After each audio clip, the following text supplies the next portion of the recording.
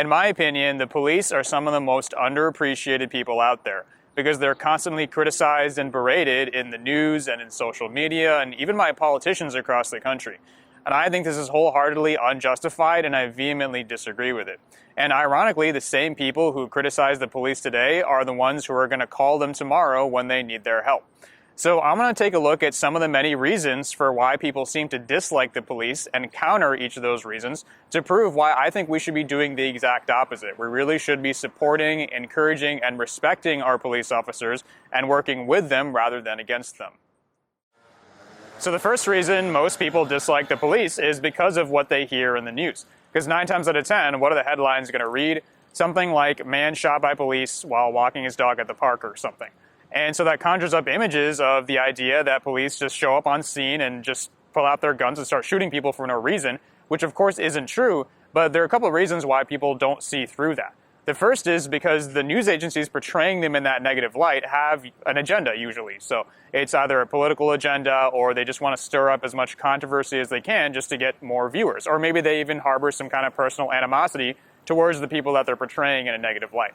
And the other reason is most people think with emotions rather than logic. So as soon as they get triggered and they feel angry about something, they like the fact that it brings them this sort of powerful feeling that gives them an excuse to go out and start joining a cause and feeling purposeful and meaningful. But my counter to that is not only is that a ridiculous notion, because if it were true, then we'd all be dead by now. But also, if you think it through, you'll realize that usually what you're seeing in the news is just a small snippet of a much larger picture, and there's all this information that's being omitted. And if you were to take all that into consideration, you might find that the use of force, whether it's lethal or non-lethal, is sometimes justified. It might not be the best option, but if it means that a police officer is either defending his or her own life or the lives of other people around them, then it's the only option that they have. Another reason people dislike the police is because they don't like to be held accountable or have it be suggested that they could be wrong. And I myself am included on that list of people. I've never particularly enjoyed getting pulled over or something like that, but that doesn't mean that we're not actually wrong. And I think we need to learn to accept responsibility for our actions and admit when we're wrong instead of blaming police officers for holding us accountable when we do something wrong and doing their jobs. And also, I think it's important to understand that being held accountable is very necessary for us if we want that same standard to apply to other people if they do something that we think they should be held accountable for, such as cutting you off in traffic or not using a turn signal or stealing something that isn't theirs. Instead of expecting that when somebody else does something wrong, then they should be punished for it while we should just get a free pass. Because you can't have it both ways. Third, sometimes people can be very narrow-minded in the way that they look at what the police do. Because you might see one thing in sort of this isolated scope and think it's a very trivial thing, but what you're failing to account for is the larger picture and what impact it has in the long run. So getting a speeding ticket, for example, might seem very trivial because you just went, 10 miles an hour above the speed limit, but the reality is what they're actually doing is creating a strong disincentive against speeding.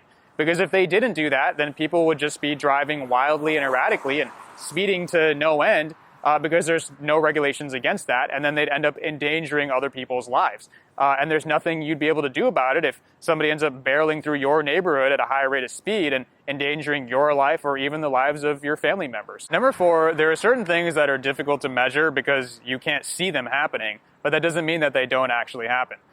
So, for example, you can't measure the number of times that somebody thought about committing a crime against you, such as stealing your car or breaking into your house, but then decided against it because of the fact that they might have to get arrested or go to jail. But that doesn't mean that's not happening more often than we might realize. So in that way, the police are doing us favors on a daily basis. Now, in addition, a lot of people can be very quick to criticize the police and sit back and review a body camera video and basically be an armchair critic and say, well, I would have done this better or I would have done that better.